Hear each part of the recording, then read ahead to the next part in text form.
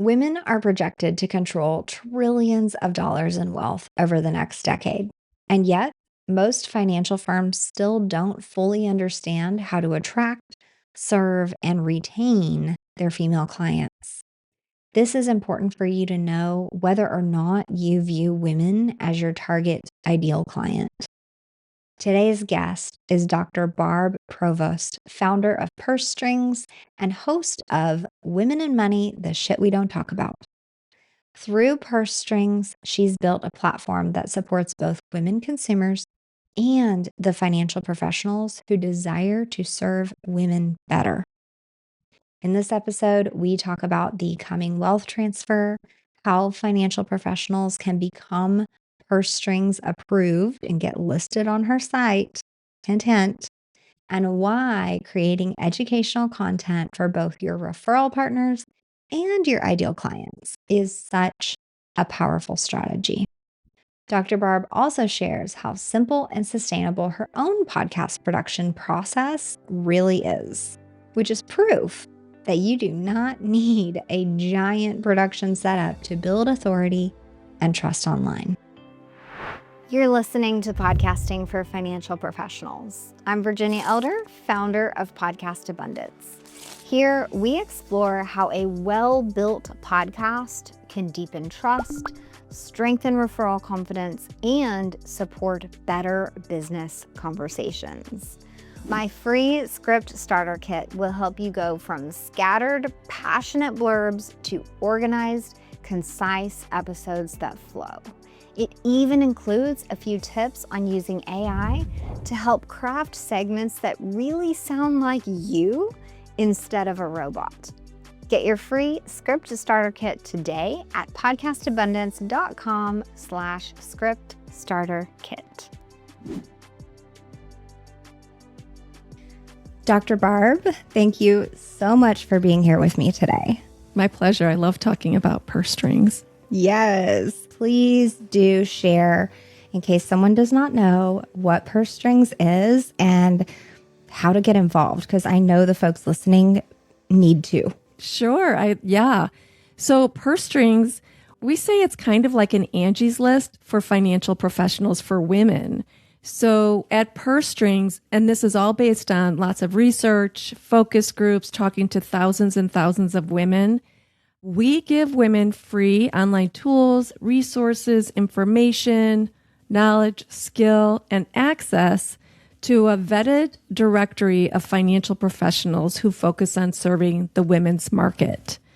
And the reason for this is because women were so overlooked and almost shunned by the financial community. And we know that the community was built by men for men to sell to men, but our demographics have greatly changed. We see more women buying their own homes, climbing the corporate ladder, running for politics, out-earning their male spouses. And so women, as we say, are going to hold the purse strings of America. Yet they're really not being served by the financial industry in the way that they want and need. So we're filling that gap. We are educating and amplifying those financial professionals who really know how to focus on serving the women's market. Amazing. Okay, so if someone's listening and they're thinking, gosh, like I would love to serve more women, or like all my marketing is totally targeted toward women. Like I got this.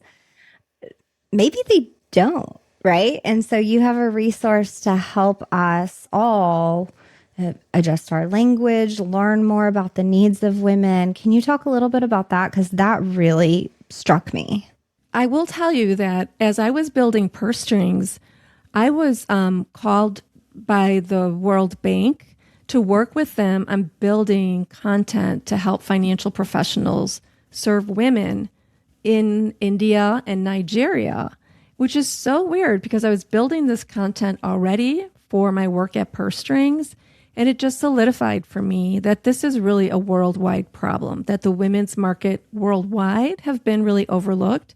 So I did go to Washington, D.C., worked with a team there, and we created content and education that they then implemented in those countries so that those male financial advisors could go and speak to women and get them engaged, specifically women business owners. And their results were amazing. After a 3-year study, one organization increased its sales by 52%. Isn't that crazy? So the cool thing is that I did complete that education for those of us here in the United States. It's called Reach, Engage, and Earn the Female Dollar. And what we do is we really look at the power of this market, why it's so valuable, why it's so overlooked, and really look at those businesses that are doing really well with the women's market and leverage some of their experiences. And then each financial professional does an assessment of their own business practices to see where are they really hitting the market with serving women well, and where are the gaps, and how can they fill those gaps with the right tools and resources or information. And we focus a lot on the divorce conversation that comes up. I'm getting a divorce, which is 70 to 80% of women will leave their financial professional in the first year of getting divorced. Widowhood. Many don't realize that the average age of a widow is 59. And as the population ages, we're going to see a lot more widows. How do you manage that relationship? During we take you through the first year of managing that whole relationship. We talk about caregiving, which is a woman's issue and a financial issue. So there are a lot of these times where women are navigating very difficult transitions in their lives. And a lot of the foundation of those are financial. So by the end of this workshop, which only takes place over a month, the commitment is just 2 hours a week. They have all the tools and resources they need to really equip themselves with the right tools, resources, even standard operating procedures. One gentleman said, boy, I focus on widows. I've totally redone my business practices because there was so much I was getting wrong or overlooking, and I could really be more focused now. Yeah, there's often this disconnect for the business owner between what they want to be doing in their business and where they maybe love to serve, but then, just patriarchal standards and society and things like that just teaches us different language, different behaviors, and they don't know it. We don't know it, but we may be saying something or, acting a certain way that really turns that target audience away. So that is a challenge. Yeah. I really appreciate that resource being there. Yeah. Well, and this is information and skills that they don't get inside their organizations. They get product, they get process, they get procedure, they get application filling out, things like that. They don't get the soft skills, the who's in front of me and what's important to know about this person as an individual and how can I help them with their desired goals and needs. So it really teaches you how to zero in and focus. And women, you can't paint them with a broad brush. There are so many segments that we really hone in on and learn about. After, let's see, Pur Strings started in 2015, it looks like. And then I'm not sure when this course became available, or I'm calling it a course, but program. I'm sure you have some information on, what has changed in these businesses as far as like, if you complete this course, not a promise, everyone, but, just some guidelines of like how it can really change and improve your business, client acquisition, attraction, all of that. Yeah, there's so many ahas that they get because we're really focusing on some more empathetic skills, some soft skills. We're focusing in on, being patient with your client. So often the industry wants you to close, right? Meet your target. And women, although they might take a lot longer to close a sale, women refer 26 times more over your relationship with them than men do. Men, I think it's 11 is the study. I just looked this up this morning. And the reason for that is if you really do well by your women clients, they are your referral engine. It's a longer tail to get them on board. It's more about being patient and really being a good listener to what they want to need, providing what they want to need. And if you do that, they will sell your services for you. Yeah. I truly have experienced this, and you brought it to my attention as you were sharing. There are, let's just say, 3 financial advisors in a bucket. I worked with all of them about the same period of time, of length, right? To launch their show, get it going, produce beautiful online content, video, all of that. And the men, they're definitely a wonderful client. I still to this day call them some of my best clients. They will comment back, they'll interact online on posts and things, but the referral engine is just really not there, like you're saying. However, the woman, to this day, she talks about how patient I was with her, how I was guiding rather than like demanding, just some of the language that she uses always like, oh, wow, thanks for saying that, just kind of catches me off guard. I don't expect it.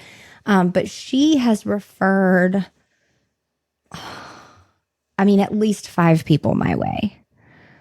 Just like like what you said, like that's my experience, and I'm not a financial provider, but even just as a service provider in this space.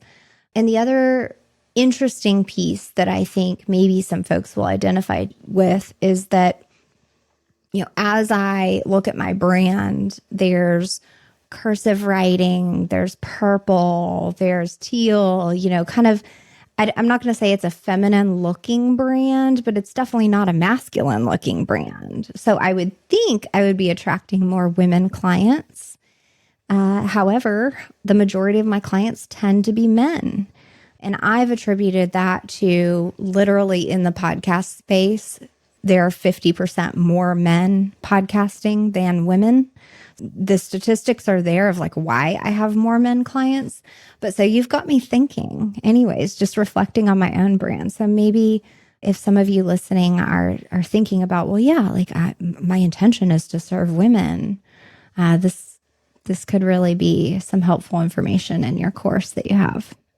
Oh, yeah. And we do look at branding, and we do look at the words that they use. It's so important. The words that they use on their website. Does your website say to a woman, you're the person that serves them? Because if it's the blue misty mountains, that's not calling in women. Hey there. Take a quick break with me. Maybe you need a script to feel more comfortable, but you also don't want it to be obvious you're using a script because nobody wants to be mistaken for AI these days. My free script starter kit helps you turn client questions into useful topics, organize your ideas into a clear outline, and rehearse important lines from your tagline to your call to action until they feel natural. Plus, get tips on using inflection, facial expressions, and more to make your delivery look and feel natural to you and to your viewer or listener. There's no better time to launch a video podcast, so download my free script starter kit today. And now, back to the episode. Okay, let's shift a little bit. I want to hear about your podcast. We have a podcast called Women in Money, the Shit We Don't Talk About. And it was named purposely to get attention, not only that, but to really say we are unpacking so much content that women were told never, ever to talk about. And it's gotten us into some trouble.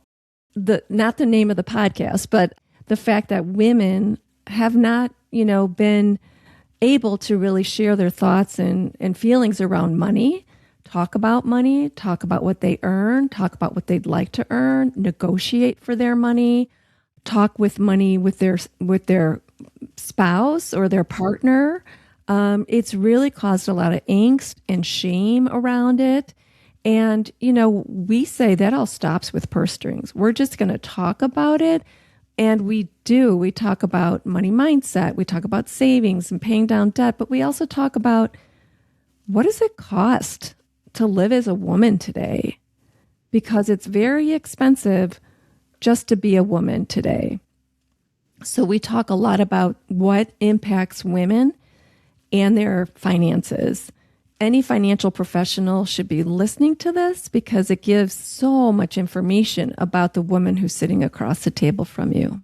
And of course, like the obvious stuff that I see in podcasting, getting on video, there's so much self-consciousness around the way you look, how much you weigh, whether your makeup's done, how your hair is, like all this stuff.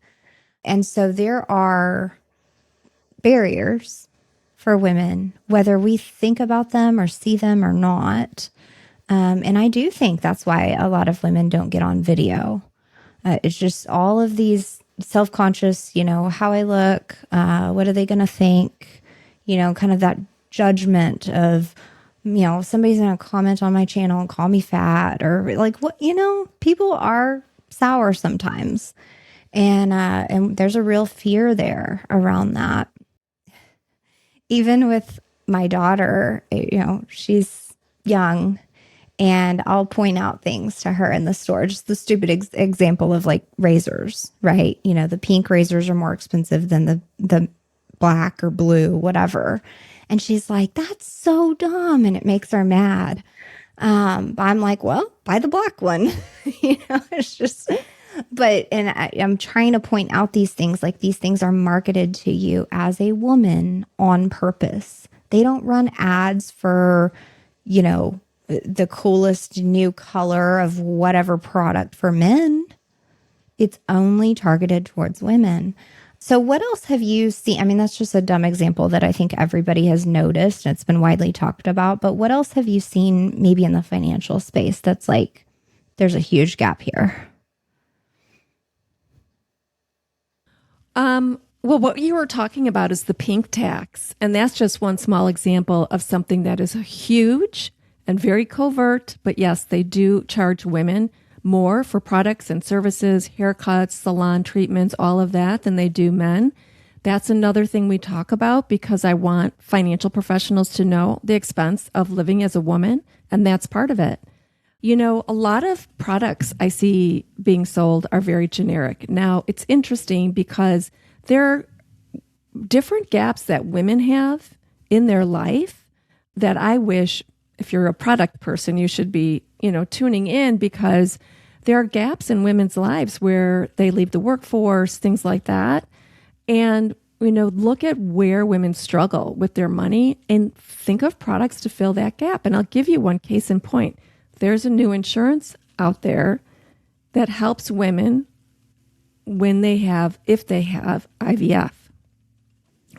So you can buy the policy in your early 20s, and maybe you just buy this policy when you're young and healthy, and maybe you're not going to have children till you're in your 30s, but who knows? Maybe you're going to have an issue with it.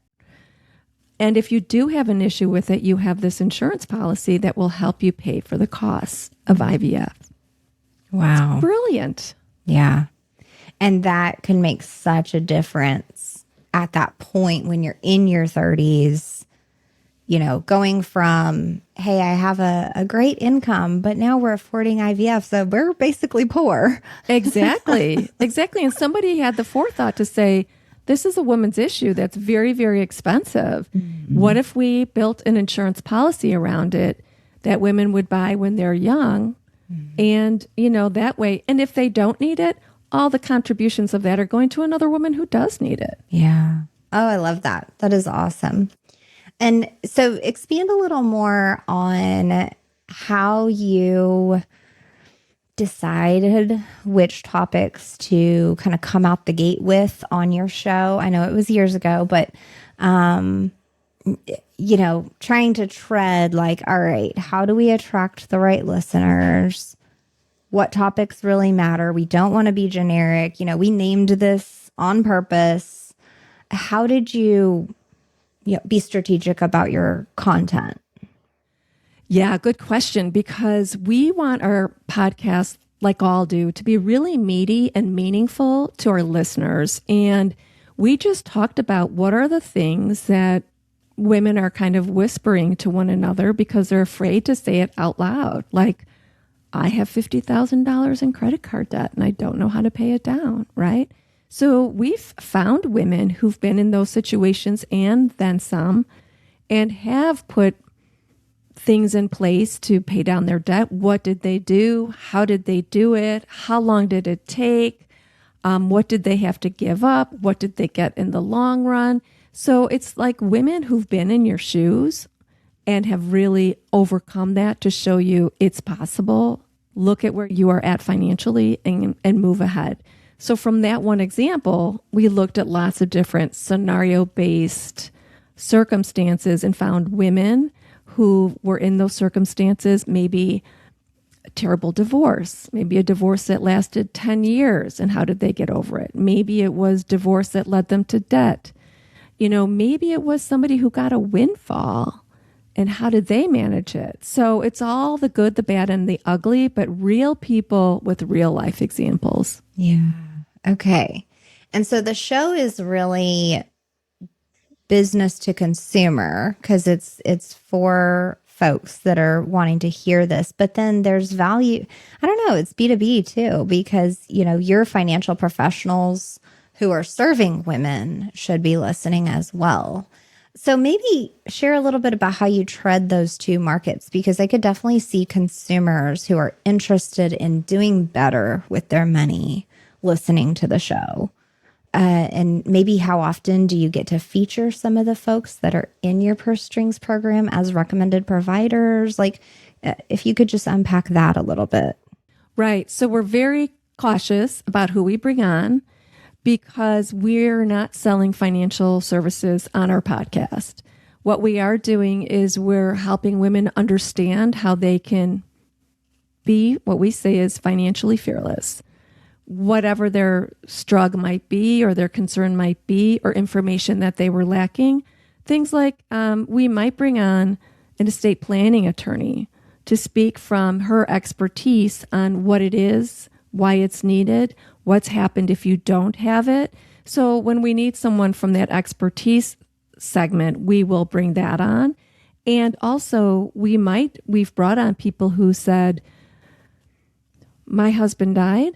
I didn't even know if he had a life insurance policy. I didn't know what kind of money he made. I didn't know where to go. I was deer in the headlight. I never even wrote a check, which is some women's experience. And then how do you get out of that? Then we'd bring on maybe an estate planning attorney next and say, these are some of the things simply you could get in place and then have a plan, sleep better at night, right? So it's part education, experience, all of that. But we're not bringing on people to talk about if you should buy an annuity or not. It's not that type of program. Right. Right. And I think they would have compliance challenges around that as well. So, okay, let's find out more about your tech setup. I mean, we can see your headphones and your microphone. Share a little bit about how you record, how complicated it was. Like, what's the behind the scenes tech that's going on when we listen to your show or even watch you, if there's any video clips or YouTube or anything like that? Actually, my daughter and I do a lot of the podcasting together. So we do Riverside like you do. And we've moved video and audio. So we did that maybe a year and a half ago. We do have a YouTube channel. We do use Buzzsprout, and we do have someone who does the editing for us. We did create, the intro and outro that really focus on, who we are. Like, we have a quote by Gloria Steinem that kicks it off. And we are also doing sponsorship now. On some of our podcasts, you'll see, and on the YouTube, of course, sponsorship in the middle, both audio and video. We also do the shorts. So we have shorts on YouTube, and we have clips that are on our Instagram and Facebook. All right. Very cool. Okay. Thank you for giving us a view of kind of like what's going on in the background. I love that you and your daughter do this. And with me today, you are at your desk. It looks like in your office or home office. I find that a lot of times when we talk about like, oh, you want to start a show, there's still this deep misconception that like you're attempting to look like a YouTuber, right? So you think you've got to go to this cool studio, that you need like a neon sign behind you. Maybe there's like fake leaves up the wall, or, like picture you're on the couch, and that is just not realistic or reasonable for the typical financial professional. And most of my clients are podcasting at their desk, just like you and I are. We both sound and look great. So, obviously like equipment and lighting and all that stuff can be adjusted and recommended to where you get the correct equipment for your space. Talk to me about any challenges you had with that, or what have you changed over the years? Have you bought different equipment here and there? Did you have a misconception in the beginning when you started? Share a little bit about that with me.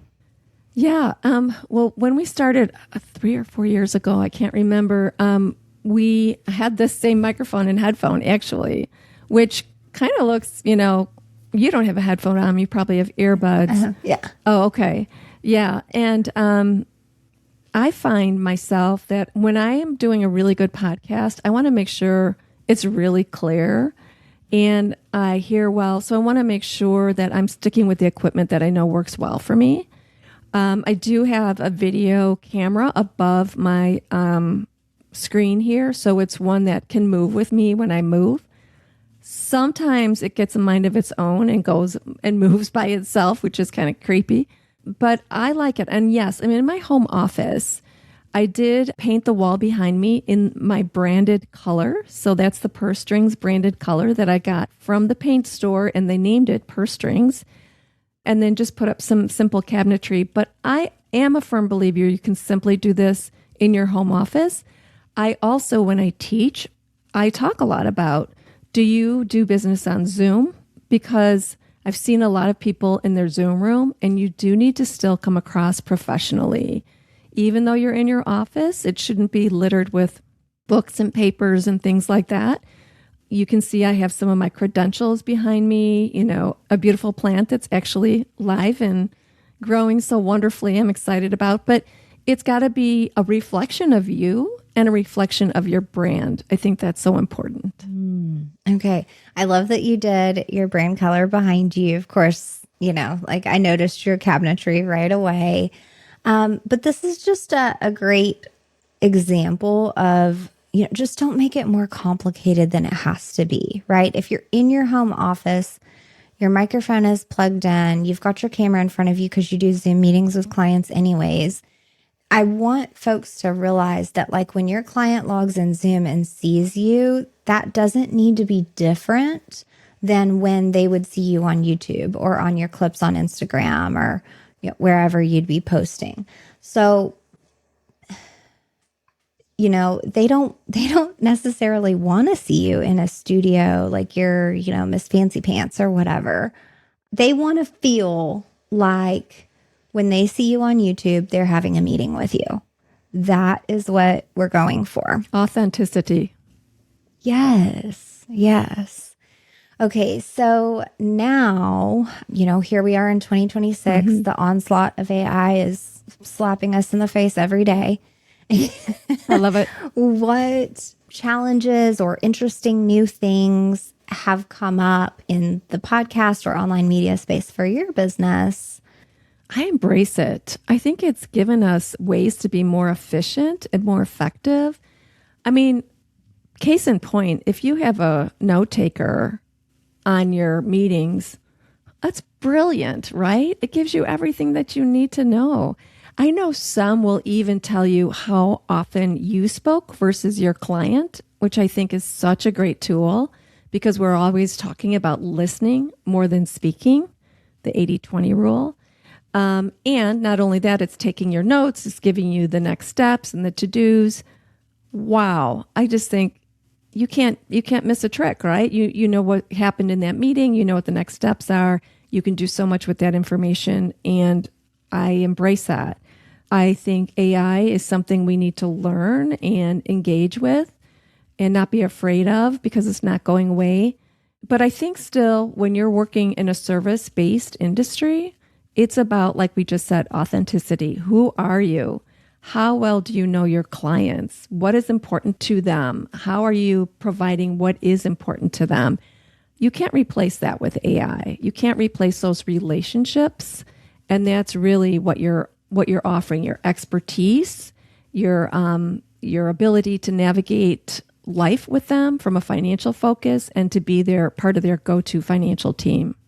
And have you used AI to help script anything or write show notes for the show? Or like, how has it helped you in your podcast process? Or have you experimented with it and then you're like, yeah, no, that's terrible? That's actually done by our podcasting crew. So they may be doing it, but it's still, you can't take it for, what comes out of it. You have to, first of all, what you put into AI has to be your authentic voice. I know I uploaded our brand document that has all of our branding and our North Star and the verbiage that we use with Pur Strings and the tone that we use. So if I'm trying to write something from a Pur Strings standpoint, I will write it and I might pop it into AI with my branding document and check it against the tone and the verbiage and making sure that it's really truly coming through. And it's just not a generic AI generated whatever. Yeah. Good advice there. I really like that. And let's talk a little bit about, I know you're running ads, so there's like a monetization piece there, but I'm thinking, listeners to the podcast are being attracted to Pur Strings, whether we're enrolling in the program, whether we're, becoming a certified provider through you, anything like that. So are there any specific calls to action or any language that you've done intentionally, maybe in the intro and outro, to pull listeners over to like wherever you want them to go? Can you talk a little bit about that? Absolutely. In our outro, we definitely have a call to action for financial professionals who want to either be a Pur Strings Approved professional or want to learn about our workshop and becoming a Pur Strings Approved professional. That's part of our outro in every single episode. And then when we end the episode, we always ask people to give us a rating, give us a 5-star rating. Those are very important. They're hard to get sometimes. I don't know if the process is awkward for people or they just listen and forget and move on to the next thing. But I always say, if you want to support a business and you don't want to spend a lot of money, give them a great review on Google or on their podcast. It goes a long way.